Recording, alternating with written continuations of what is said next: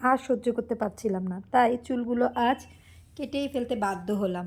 এত মানে চিল্লাচিল্লি, ঘরে এত অত্যাচার আর মেনে নিতে পারছিলাম না। অবশেষে সিদ্ধান্ত নিলাম এই চুলগুলো আর রাখবো না, কেটেই ফেলবো।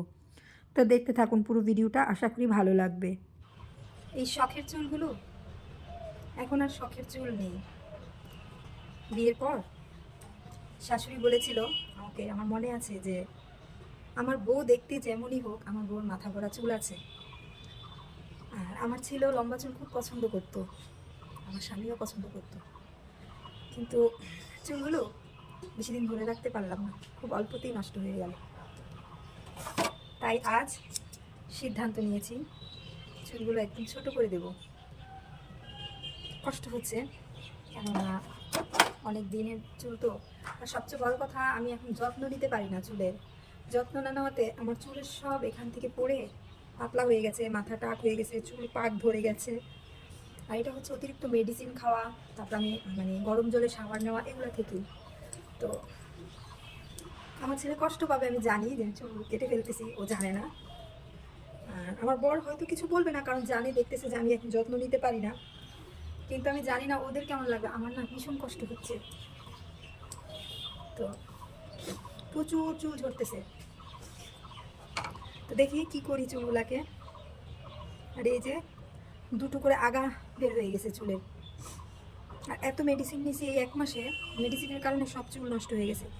আমার শাশুড়ির পছন্দ চুল বললে ভুল হবে, আমার মাও কিন্তু খুব পছন্দ করতো ছোটোবেলা আমার চুল যেন ঘন হয়, চুল যেন ভালো হয়, লম্বা হয়। আমার মা অনেক অনেক যত্ন করতো চুলের।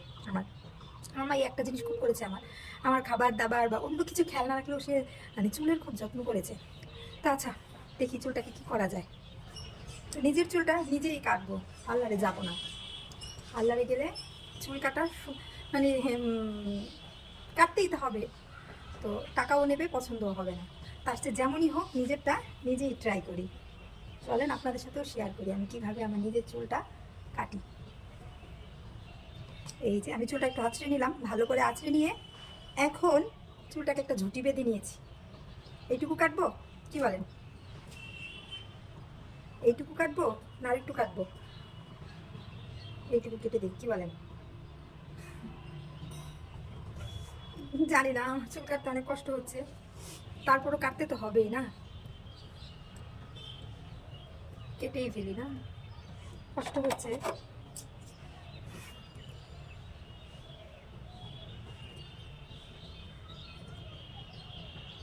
কাটবো,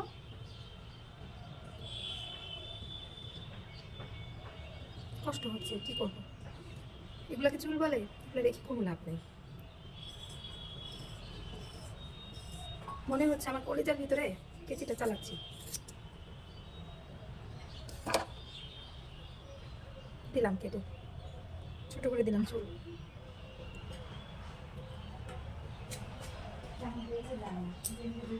ওইটুকুই কেটেছি।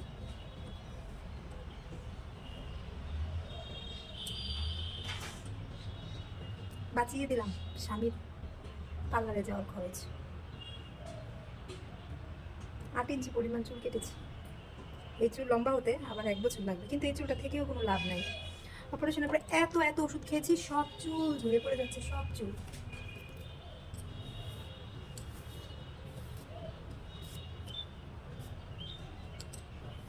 এই যে এখন একটু জট কম হবে, তো আর কি, আমার এটা আমি শেয়ার করলাম চুল কাটাটা, কেউ খারাপ ভাববেন না। কষ্ট হচ্ছে যে, আবার অনেকে বলতে পারেন যে চুল কাটার এই ভিডিওটাও শেয়ার করতে হয়, আপনারা তো আমার একটা পরিবার, সবই শেয়ার করি, তাই এটাও শেয়ার করলাম। দেখলেন, লম্বা চুল শেষ করে দিলাম। কতটুকু ছিল, কতটুকু ছিল, কইটুকু করে দিলাম। আর লম্বা চুল নেই, এখন আর আপনাদের দিদি ভাইয়ের লম্বা চুল নেই।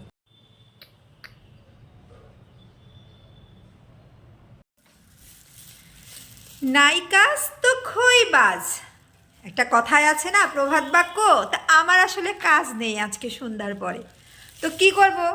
ওই তো নাইকাস তো খইবাজ, তো এটাই এখন মাথায় ঢুকাই নিছি, যেহেতু আমার কাজ নাই, চলো কি করা যায় দেখি, আর যেটা করব সেটা তো অবশ্যই তোমাদের সাথে শেয়ার করব।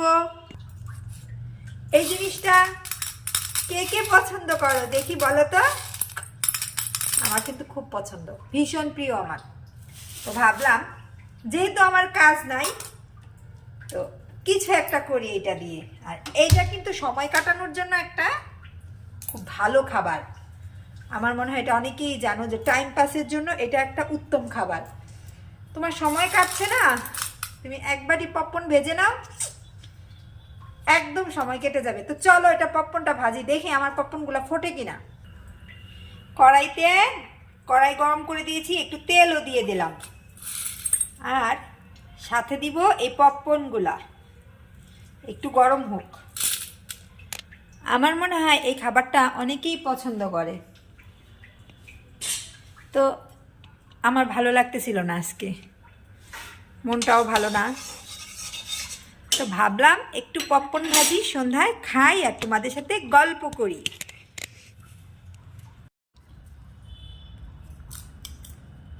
ওই যে এটা কিন্তু মশলাদার, লবণ কম হয়েছে। এটা হচ্ছে মশলাদার পপকর্ন।